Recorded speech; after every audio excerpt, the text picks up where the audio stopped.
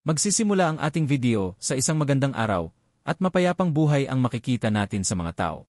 At kasabay nga nagpaglalakad ng mga tao, kasabay ang ating bida papunta sa kanilang mga trabaho, at wala pang ilang minuto, nakapunta na nga ang ating bida sa kanyang trabaho. At mapupunta naman ang eksena na kung saan tumatakbo na nga ang ating bida ng sobrang bilis, at humihingi ito ng pasensya sa mga tao na kung pwede, daw ba napulungan siya na makapasok sa elevator. At wala naman pakialam ang mga tao na nasa loob ng elevator, dahil tinitigan lang nila ito ng walang pakialam sa papalapit sa kanilang isang lalaki. Nang makalapit ang ating bida, pintuan na lang ng elevator ang nahawakan nito, dahil sa nagsara na ito. Wala masyadong tao sa elevator.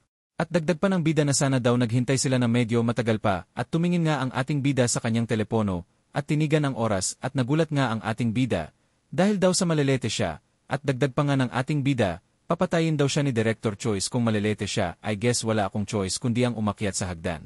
At napunta naman ang ating eksena sa isang lalaki na natatakot pumasok, dahil naririnig nito ang kanyang boss na nagagalit at meron sinisirmonan na katrabaho nito, at lumingon nga ang lalaki sa kanyang likuran, dahil tinawag ang pangalan nito na Jae Hyung. At nang makita nito ang lalaki na tumawag sa kanya, nagulat ito, dahil nakita nito ang ating bida na hingal dahil sa pag-akyat nito sa hagdanan, at napasigaw nga ang lalaki na napasabi na assistant manager. Tinanong naman siya ng ating bida na bakit daw hindi pa ito pumapasok. Sinabihan naman ang ating bida ni Jae Hyung na si Director Choi ay ngumunguya out ang pinuno ng koponan trabaho sa kanan ng ba't kayaan nag-thumbs up lang naman ang ating bida. Kay Jae Hyung na maniwala ka sa akin, palaging may paraan na sundin mo ako.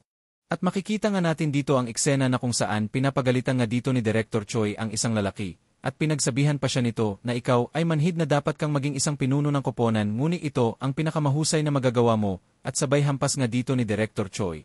At kasabay nga ang paggapang ng dalawa sa para hindi sila makita ni Director Choi. Pinagsabihan naman ng ating bisa si Jae Hyung, siguraduhin mo mananatili kang malapit sa akin, at sumang-ayon naman dito si Jae Hyung.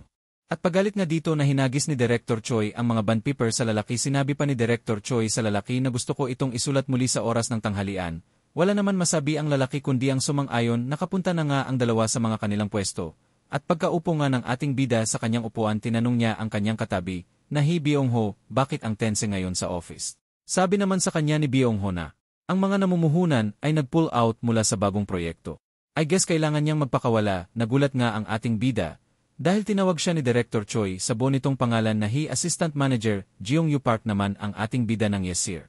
Sinigawan naman siya ni Director Choi na ang iyong bahagi ng departamento ng pagpaplano. Ngunit mayroon ka paling lakas ng loob na magpakita para sa trabaho mismo sa tuldok. Hindi ba masama ang loob mo para sa ibang mga departamento? At dagdag pa ni Director Choi na anong oras na sa tingin mo ngayon?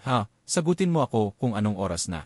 At nang makita ng ating bida kung anong oras na, napatawa na lang ito sa kanyang sarili. Kasalukuyang 7:59 AM, detector. At isip ng bida, dito ko naisip na nakatakas ako. Noong araw ko, hindi lang yon nabalitaan na palagi kaming nag-orasan ng maaga at nahuhuli sa paggawa ng overtime. Kasalanan mo ang lahat.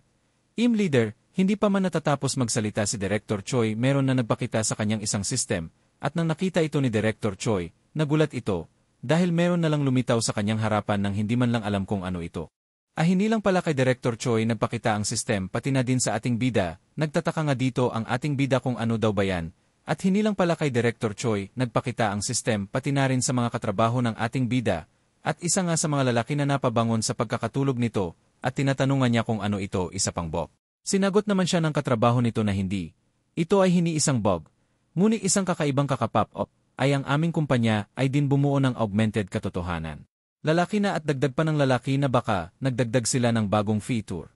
That's so cool man. Ibang level talaga ang mga developer mula sa malalaking kumpanya, at makikita nga natin dito sa mensahe ng system na pagbati sa mga residente ng lupa.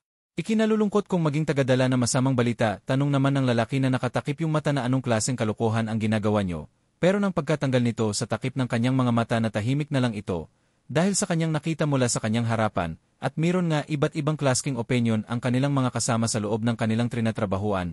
Isip nga dito ng ating bida na ano sa lupa ang window na ito ay isang programa, hindi ngunit iyon ay walang kahulugan.